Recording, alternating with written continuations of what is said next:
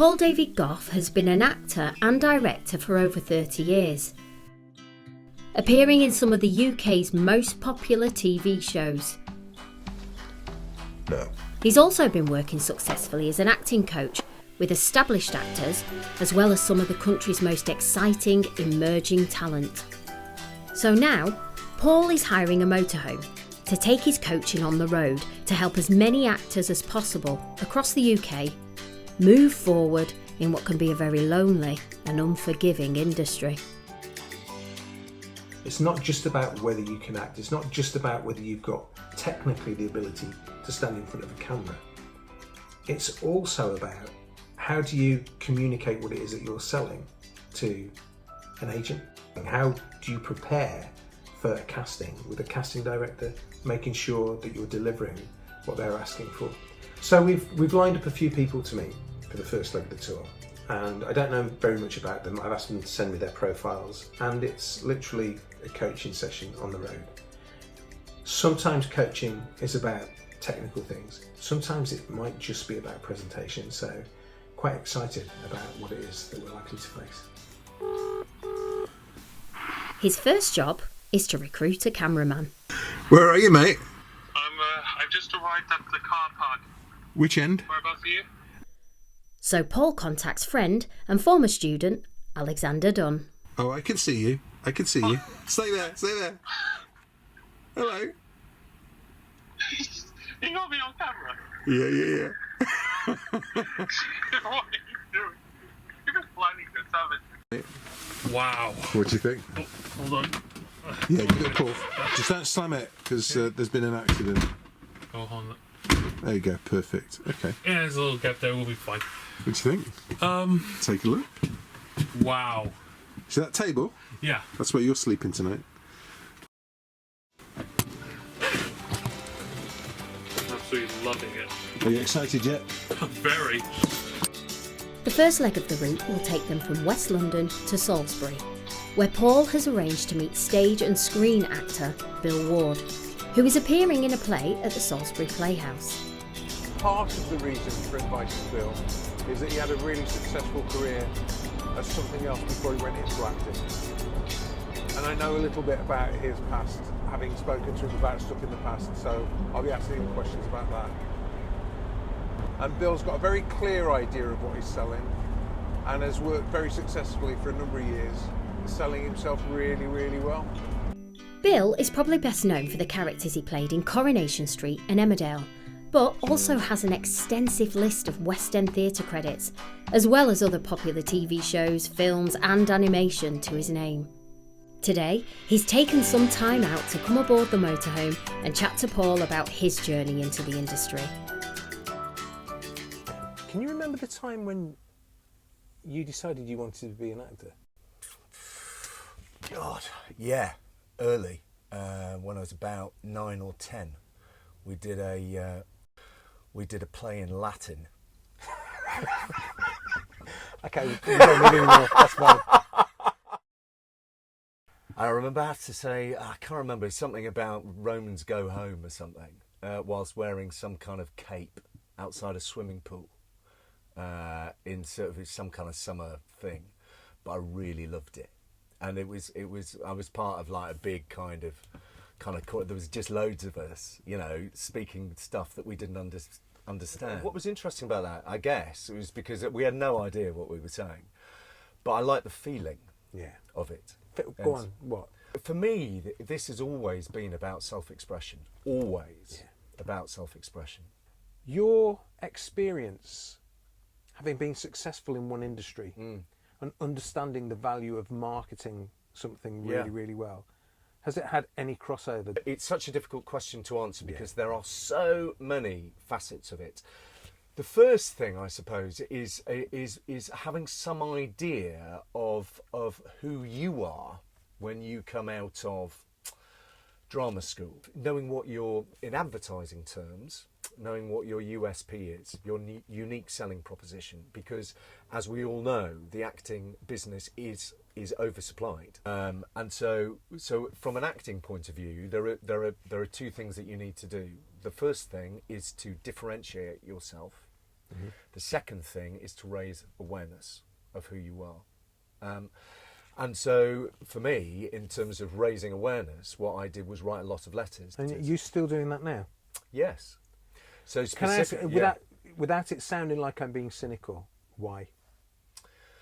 For lots of reasons, actually. For me, and in particular, 3 years ago, I came off a series of tours, and I also did 3 and a bit years on Emmerdale, 330 episodes.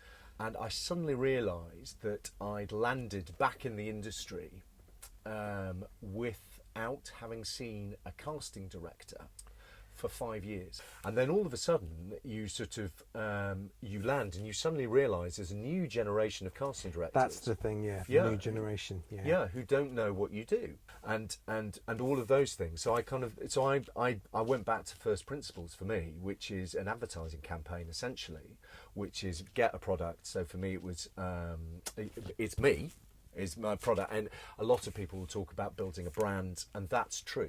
Firstly, if you're going to build a brand, you need to know what your product is, and that's what you would do as an ad man. You would go back to what is the product here, who are you, and from an acting point of view, who are you, and what is it that you do, and it is that forms the basis of your brand. I mean, my strong suit really is drama, and always has been, and straight drama, and I love straight drama.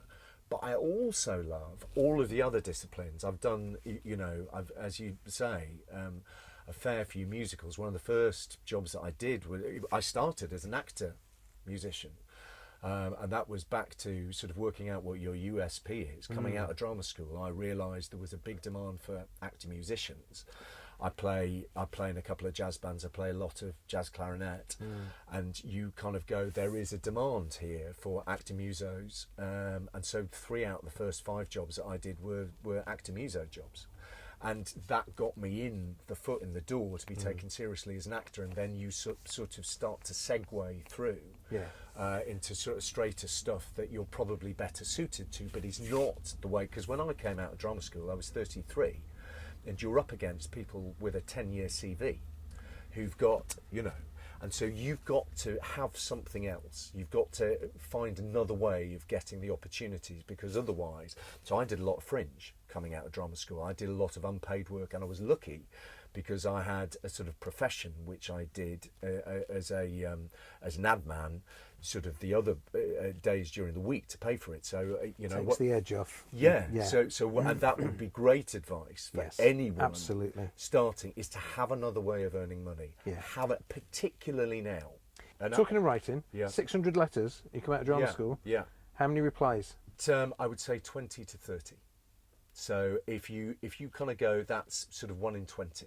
As a hit rate is not particularly spectacular, but it's 20 or 30 more responses than I'd have got by doing absolutely nothing. Absolutely. And what was really interesting about that, from an advertising point of view for me, is we used to talk a lot about, in the advertising business, and this is desperate jargon, but opportunities to see. And people don't do stuff the first time you tell them about something. They need multiple visits to, they need multiple looks at who you are and what you do as a product. So if you're running a television commercial, you need to show it multiple times before people will do anything, before it will be sort of top of mind enough. And a lot of what you're doing as an actor is trying to get top of mind, trying to get to the front of people's minds and stay there. And writing a lot of letters, or being active on social media, or writing a lot of emails is a way of doing that, being top of mind. Actors are really hard on themselves, and we beat ourselves up the whole time when we don't get work. But all you can do is the best that you can do, and then after that, everything else is out of your control. Yeah.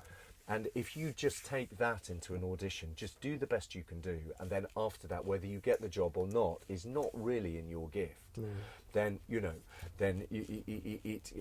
just kind of keep doing your best, and then park the rest of it, and move on. So, one of your 2 little ones turns around and goes, "Dad, I want to be an actor." No! It's really good to see you. How's Salisbury? Oh, great! Yeah, we got here Did yesterday. Yeah. And you're opening tonight? No, we opened last night. Oh, Yeah. How was it? Yeah, great. Loved it. Yeah, it's I do great. like Salisbury, actually. It's good. Yeah, it's a proper playhouse, and we're doing the Legend of Sleepy Hollow. And it's a proper play. Yeah, a proper play and a proper playhouse. Yeah. We're trying to do a good job here. I have no responsibility for what comes out of this boy's mouth. Okay, great. Alex, what do you want me to do? Do you want me to look round at you, or? Oh, well, Give me the camera, Alex. Oh. Alex, yes. tell him why you're here. Okay, well, I'm here because I'm being held hostage and... It's absolutely true. Go on. Okay. Yeah, well, imagine that he came over to Coventry, to where I live, and he held my family at gunpoint. Okay. And so that leads me to my very, very, very important question. So, how does it feel to have your own show, The Bill?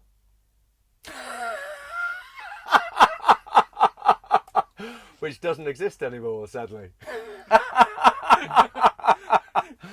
Not as good as it did. Yeah, pretty dreadful.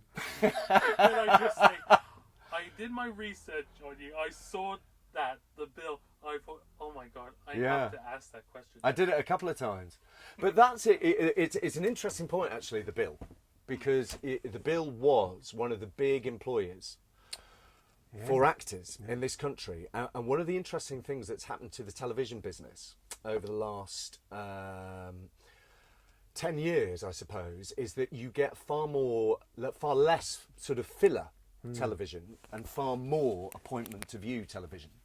So, and one of the consequences for actors in that kind of a way is that the number of kind of jobs which volume hirers for actors have gone down. So the kinds of shows that would used to have a lot of people coming through, the daytime soaps in particular, The Bill, those kind of Holby, those kind of shows are gradually bit by bit disappearing, and what they're being replaced with is appointment to view television on a worldwide scale of a extraordinarily high standard.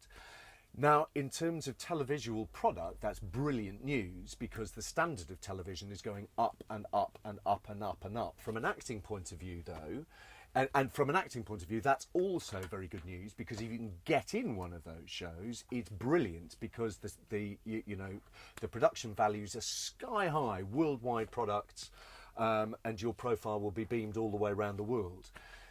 The flip side of that is you're up against the best people, not just in the country, but in the world.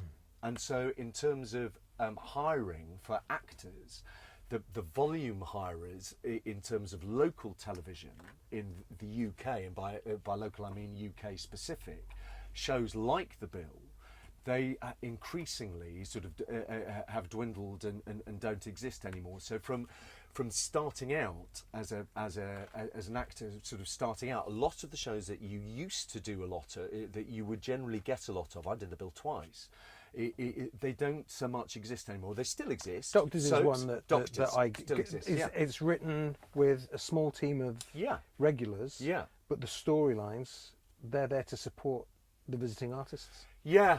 So- and you so get it's- great parts, absolutely. and the writing is also quite brave on a lot of those shows. The ideas are quite out there and really entertaining, and those are great jobs.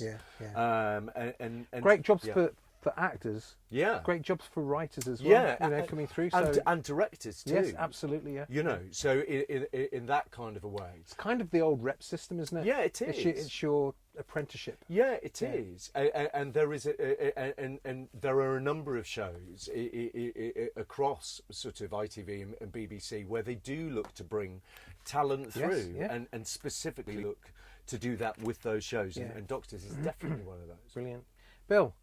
Absolute pleasure. God bless you, man. Delighted, Thank yeah. you. Thank you. Thank Really you. good to Thank see you for inviting me. Yeah. Now get out. Interview over, and as Bill heads to the theatre, Paul and Alex head across Salisbury to a campsite where Paul negotiates his first camping pitch.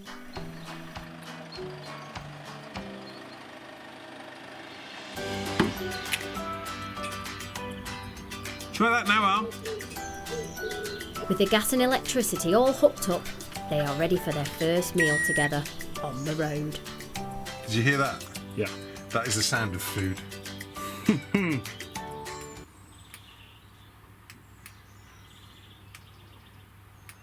think I just killed the food. Oh! Yeah, we got it. Cool. It's alive. I think it's time for a cup of tea, don't you? Pretty much.